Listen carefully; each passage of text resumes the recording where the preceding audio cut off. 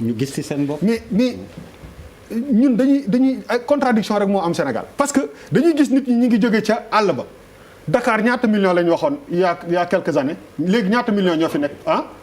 On était 400 000. C'est à 3 millions, à 1 million 200 dans les années. léegi ñaata nit lañu. 3,5. léegi on est à 3 millions 500. nit ñaa ngi jóge ci àll bi di ñëw. parce que tout simplement bu ñu amee vision moom mooy naka la activité yooyu mën a développer localité yooyu. te loolu pour man li ñu naan cahier de charge warul yem cahier de charge warul yem ci limitation wu terre yi ñuy jël.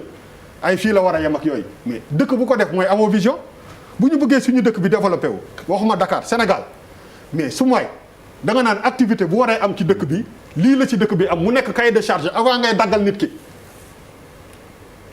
du ñëpp ñoo war a bay moi je suis si ñi nga bokk si ñi nga xam ne pour man ñi nga xam ne ci mbay la ñu juddoo màgg si yaroo si dañu war a continuer bay mais peut-être waratuñu bay comme ni seen maam yi doon bayee mais pour ñu bañ a bay comme ni seen maam yi doon bayee mais foofu la état di ñëwee. foofu la ki nga xam ne dafa ñëw ci benn localité jël fa 300 hectares projet bi ñu ko war a njëkk a laaj moom mooy que ñi dëkk ci dëkk bi nan lañ ciy teddee fii ak 10 ans 15 ans. c'est pas un problème de superficie c'est pas ça c'est un problème de vision avant ñuy dugg sax ci waxu Babacar Ngom bi. dafa am ay coow yoo xam ne bu amee je pense que il faut ñu dem plus loin suñu agriculture bi boo duggee wëree Sénégal mais bëri na ñu jox suñu pomme de terre bi te duñu ay sénégalais suñu soble si ñu koy exploiter fii di ñu ko jaay di jël xaalis bi ñu ko jaay di ko exporter di ko yóbbu loolu manque de vision daf ko gën a rëy est-ce qu'on en parle non ñun dañuy focaliser wu jël émotion jiital ko teg ko ci kanam fekk sur le fond duñ ci taxaw lan mooy développer dëkk lan mooy tax fii ak 20 ans su ma rombee jas noonu ma gis mu développer pourquoi terre yooyu yëpp li Charles doon wax lépp mu vide mais parce que l'État n'a pas aidé ces gens-là pour que ñu moderniser wu valoriser ko mais moom laa lay wax nii bu ñu la nee da nga bëgg a jël 300 hectares ci benn dëkk cahier de charge bi dafa war a dépasser ay limitations ak ñaata ngay fay par mètre carré. tey jii nii Almadies bii ñu dëkk nii ñun ñii wala ñu nekk fii di liggéey benn mètre carré bu nekk ay 1 million lay jar nga dem ci dëkk yooyu benn mètre carré ñu la koy jaay ñaata ay 5000 mais différence boobu dafa rëy lan moo ko indi moom mooy que si système bi ñuy joxee terre yi du ñu jël en compte localité yi te bu ñu ci nekkee nii fii ak 200 ans ces gens là du ñu mës a avancer. donc tey jii nii bu fekkoon ni jël nañu 300 hectares ñëw dem ci village yëpp ne leen ci biir projet bi fii ak 30 ans yi tant de jeunes tant de nit ñoo ciy liggéey lii lay impact bi lay def économiquement ci localité bi mais kan mooy bañ loolu mais il faut pas qu'on s'arrête sur le fait de jël ay terre rek am na lu Pape Djibril wax mais en réalité boo jëlee Pape Babacar Ngom effectivement je suis d'accord avec lui on va pas ci ay émotion rek jékki-jékki effacer lépp lu mu def diaboliser ko teg ko tam ko dëmm wax ko non c'est pas le problème n'est pas là ce n'est pas un problème politique mais c'est un problème quand même te pour man bu ñu bëggee woowee suñu bopp Sénégal te problème bii mënuñu ko régler moom mooy que li ñuy woote ñu nekkuñu mais en réalité état nguur dafa war a jël exemple ci lii pour xool nan la ñuy développer suñu mbay mi suñu bëggee ñu développer ko dañ koy développer ak ñi nga xam ne ay baykat lañu d'origine parce que amuñu doole ki yor tracteur di ko indi ci benn champ di ko dawal ute na ak 1100 personnes yoo xam ne dañu yore pick-up pelle di gas te ñooñu ba léegi ñu ngi yore pick-up pelle léegi comment faire pour que ci biir cahier de charge bi bu nit ñëwee di exploiter ay terres ci benn localité dafa am loo xam ne dafa war a dellu si automatiquement ci localité bi te loolu warul yem ci ay délimitation de terre il faut que ñu am vision suñu dëkk yi bu ñu bëggee ñu avancer il faut suñu mbay mi ñu moom ko suñu mbay mi léegi li ma la wax ni lu ci gën a bëri ñun sénégalais moomuñu ko xoole nañu ba étranger yi ñëw ko jël ko di ñu ko jaay di jël xaalis di ko yóbbu. booba li ci gën a graaw non li ci gën a baax lekkuñu ko man nee naa la. dem naa waalo fa ma dëkk. non dañ koy yóbbu conteneur yaa ngi fa taxaw frigorifié. waxewu ma foofu dañ koy yóbbu. waxuma yóbbu bi de. li ñuy jaay fii. lu ci gën a bëri étranger moo ñu koy jaay ñun ñu koy lekk.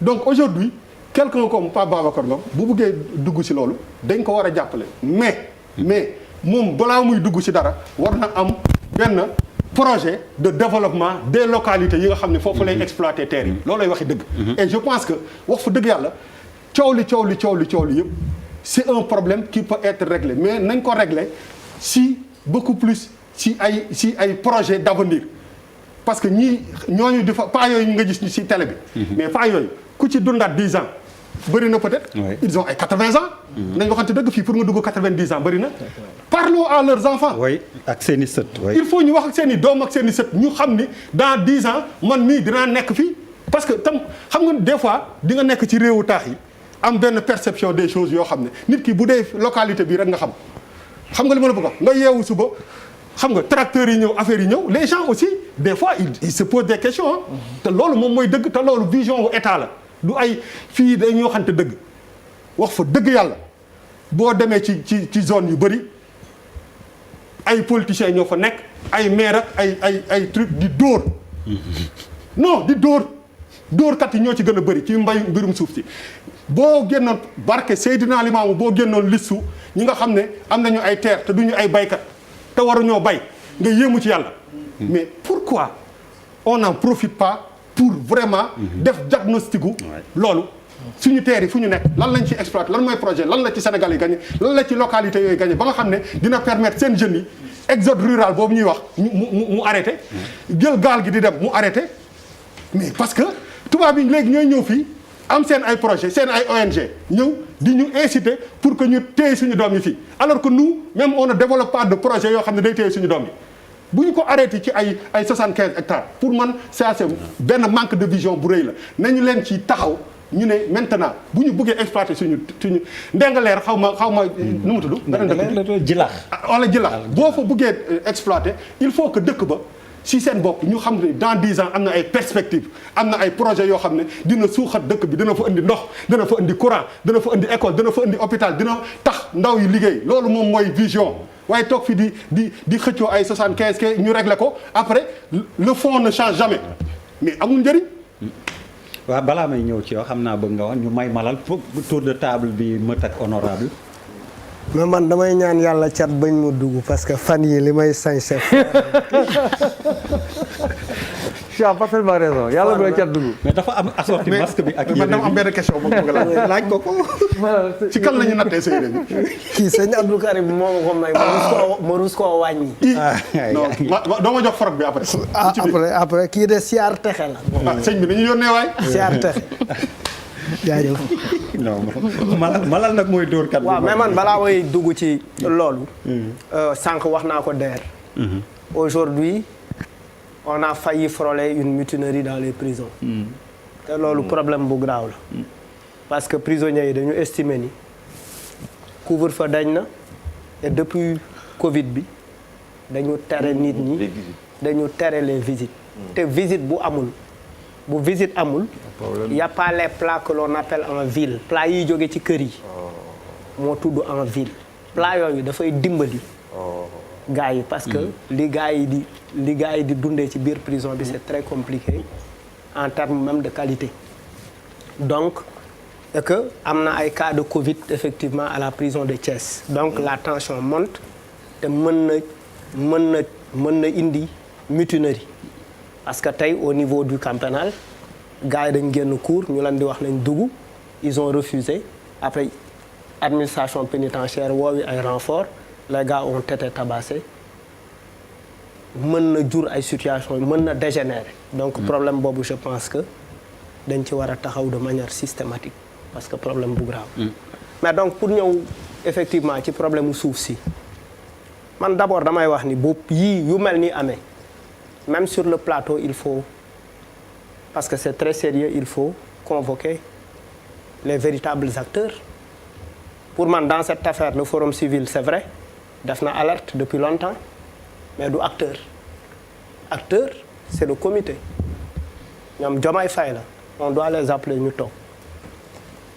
pour man je n'ai rien contre monsieur Assane Sylla mais pour man fii Babacar Ngom bu Sedima moo war a toog jàkkaarloog Diomaye Faye wala quelqu'un du comité pour ñu def face à face que le problème soit posé de la manière la plus sérieuse loolu moom mooy dëgg ñu wax ko mu jeex comme ça on entend des acteurs parce que forum civil alerte lay def comme Y'en a marre comme FRAPP et cetera ne lii mu ngi waaj a xew jóg leen ci bu ñu nee boulangerie bi am na problème c'est pas Charles Faye qui doit parler c'est le boulanger qui est une victime moo war a toog wax pour man noonu la situation bi war a demee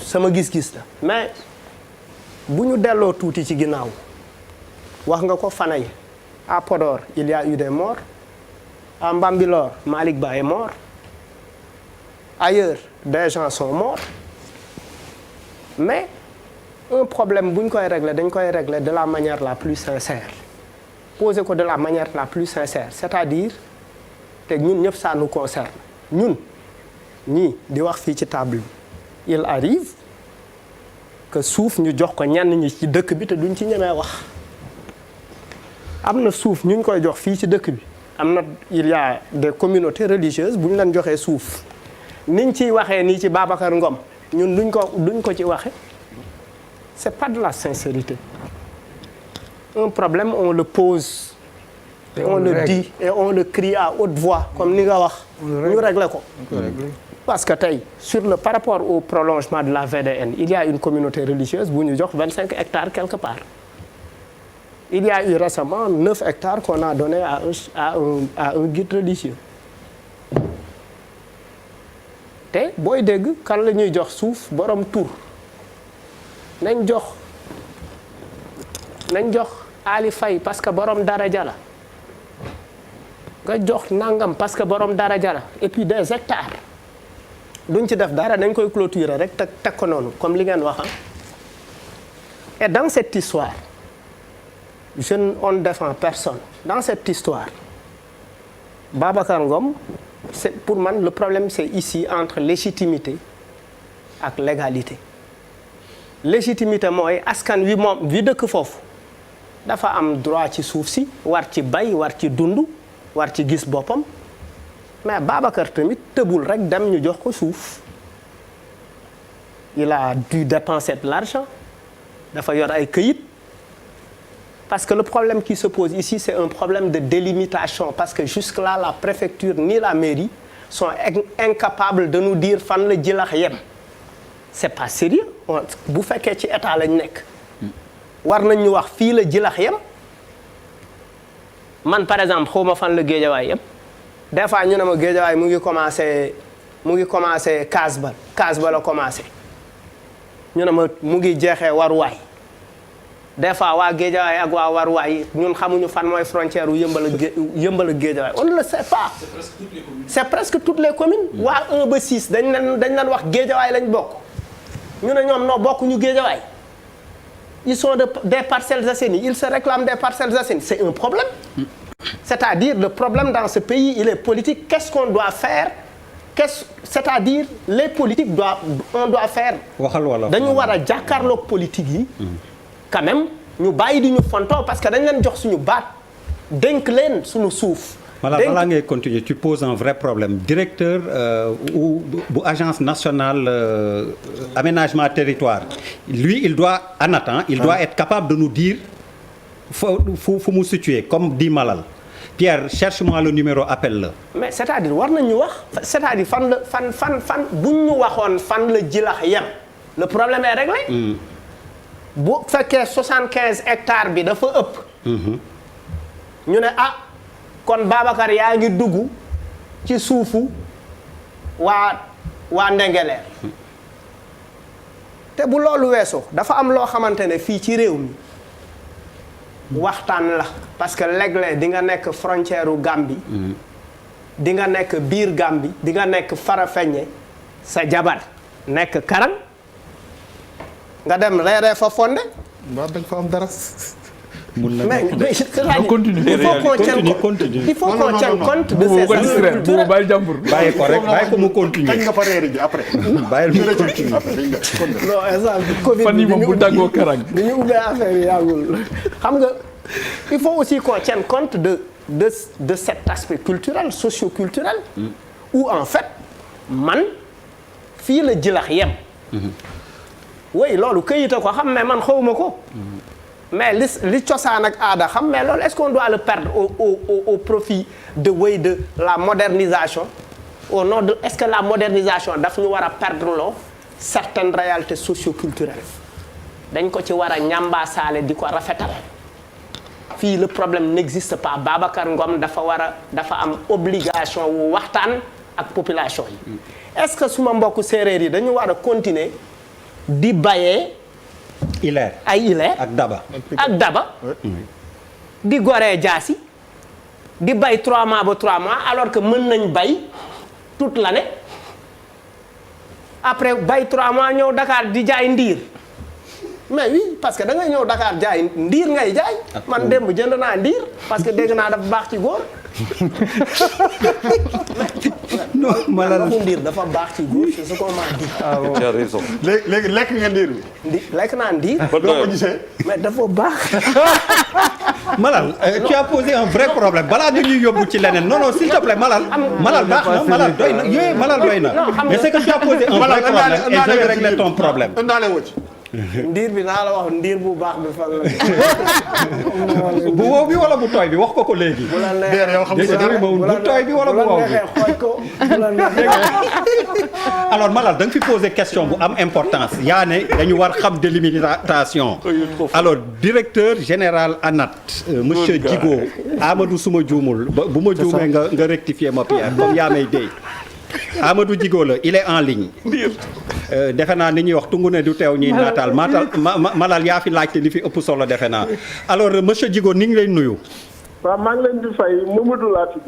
Mamadou ah voilà man dañ ma déy tur bi Amadou lañ ma wax maa ngi jéggalu Mamadou laa tudd. Mamadou Djigo alors yaa ngi doon suivre très certainement et Malal laaj na laaj bu am solo c'est votre responsabilité de délimiter communes yeeg goxaat yi et problème bii ñu nekk certainement on a dû vous saisir c'est très simple 75 hectares yi nekk en cause jilaxa ko moom wala ci Ndingler la bokk bismillah DG. waaw maa ngi leen di nuyu yéen ñëpp. ñu ngi lay fay. voilà dama bëggoon wax man de façon générale ci problème mu foncier au Sénégal. waaw doo ñu jàppale ñu xam bi tamit nga xam ni mooy prétexte bi non problème mu Ndingler ak kii bi nii bëgguma ci wax noonu bëgguma ci sori noonu. c'est vrai que ANAT moom moo yore la cartographie nationale. c'est ça le débat. mais vraiment monsieur Djigo c'est pas ça ñun vraiment boo ñu mënul leeral on va pas.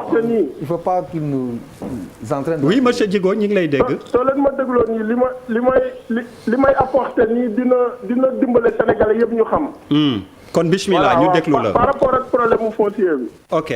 waaw maa ngi dégg sànq ñuy wax ne monsieur le ministre Amadou Ba nee na à peu près 6% yooyu rek la impôt le domaine yor ci affaire foncier. oui li ci des domaine national la collectivité locale yi en général ñoo koy gérer. c'est ce qu'on a compris. wax na dëgg mais dama bëggoon a wax ne xam nga xale bu juddu dañ koy wutal kayitu juddu. ñu ngi lay dégg. xale bu juddu dañ koy wutal kayitu juddu. oto buy daw ci kaw tali bi dañ koy wutal kayit bu muy dawee. oui. suuf tamit dafa war a am kayit. mais malheureusement nag dañ fi amoon benn plan d'aménagement du territoire bu ñu validé woon en 97. mettre wuñ ko woon en œuvre li ci gën a bëri kenn mettre wu ko woon en œuvre. amul woon loi bu ko accompagner woon. ce qui fait que ñu am li ñu naan cadastre urbain te amuñu woon cadastre rural léegi nag li ñuy wax côté àll bi yëpp presque mun naa wax ne dañu amul woon këyit carrément duñu wax ne fii bàyyi la fii titre foncier la ak yooyu. président bi mu ñëwee en 2012 comme moom dafa waroon réew mi mu def constat yu bari ci côté suuf bi mu ne dañuy defar benn plan boo xam ne dina boole yii yëpp.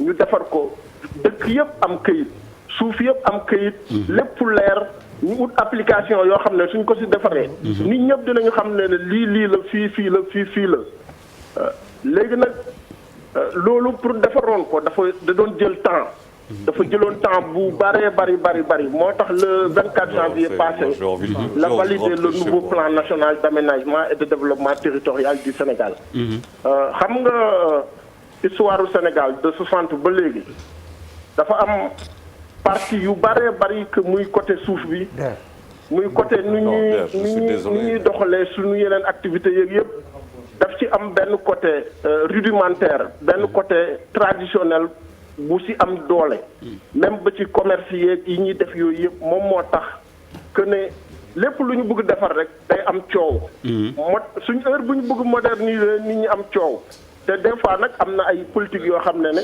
des fois dañuy bañ coow lu bëri ñu arrêté tuuti ñenn ñi reculer et tout ça léegi ce qui est en train de se faire mooy que président dafa wax ne nañu defar un cadastre universel. cadastre universel. nañu immatriculer suufu Sénégal yëpp. ñu def ce qu'on appelle les grandes affectations les plans d'occupation des sols. fi nga xam ne Charles, s'il veut faire Charles, il y a un programme bu ko bëggee def IP il passera ne serait-ce que par courtoisie. Mais il y a des Charles, s'il vous plaît. Mais il y a des questions fondamentales. On a 552 Non, attends, non parce qu'il y a le temps qu'on gère aussi. Il y a 552 communes. Est-ce qu'elles sont délimitées, oui ou non? Point final.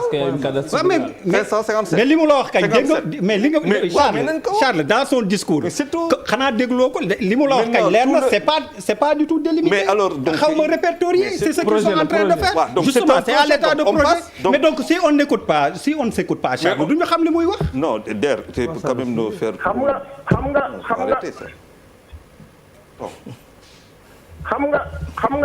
nga ancienne commune yi. seen communauté déjà yow la ñuy voilà soo jëlee les anciennes communes. comme nga jël avant acte 3 bi ancienne commune yëpp dañ leen defal délimitation ñu ne commune bi ak commune bi route bi moo leen séparé. objet bi moo leen séparé mais communauté rurale yi ancienne communauté rurale yi amul benn décret bu wax ne communauté rurale bi ak communauté rurale bi lii moo leen séparé. décret yi dañu wax ne communauté rurale yi. association de village la un groupement de village. village tel village tel village tel. léegi nag yow sooy def délimitation. mun nga nekk ingénieur bi gën a xarañ ci àdduna bi. mun nga jàngee fi gën a mag ci àdduna bi mun nga yor jumtuwaay yi gën a mag GPS yi gën a baax ci àdduna bi mais munoo wax ne telle commune telle ancienne communauté rurale ak telle ancienne communauté rurale. fii moo leen séparé. maintenant nag yooyu yëpp président dana woon nañ ko defaraat. alors oui ma donc il apporte la réponse xamul. Alors on commence par ça. Donc Mamadou Djigo. léegi nag il faut que sénégalais yëpp accepter ñu bàyyi sunu méthode traditionnelle yi. sunu méthode traditionnelle yi ñu dem vers la modernité parce que sénégalais yi dañuy yokku. mais loolu mooy lan concrètement c'est quoi comme concrètement bàyyi traditionnel dem modernité. non gestion wu traditionnel yi comme man sama maam am benn village ou am benn voilà comme par exemple sama maam am benn village dëkk ci benn village ne suuf yi yëpp man maa ko